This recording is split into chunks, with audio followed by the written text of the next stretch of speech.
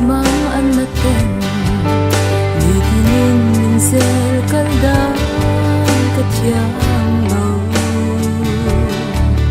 lungai na le bay don na ten min chin fo chin ma se lal pa kho ngai na wangin ka hin le chi i so ne na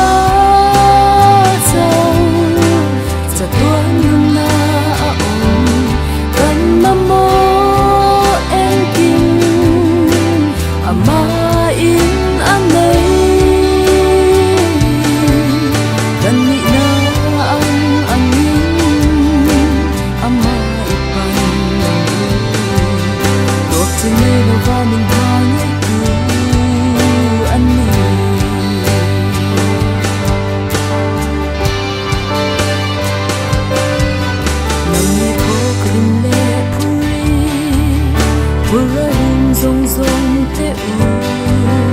kan ni na lo ka ula ka chok ti rang che u ti na li suan min so na an ne na ipan nang u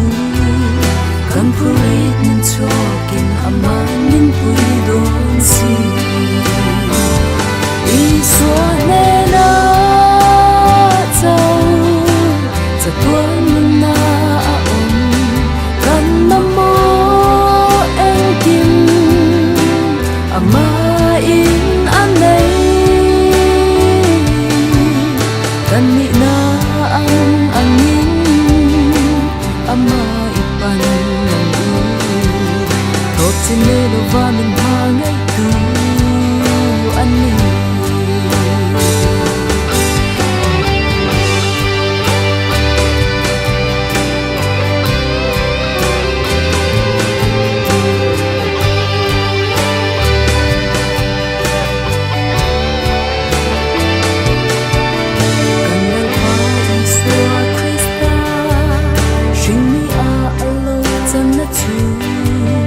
swala bau nu min zonga min tam tu rin inun na lal pa pe i amma chu tan rin la chandam na phong kim chang tu in lo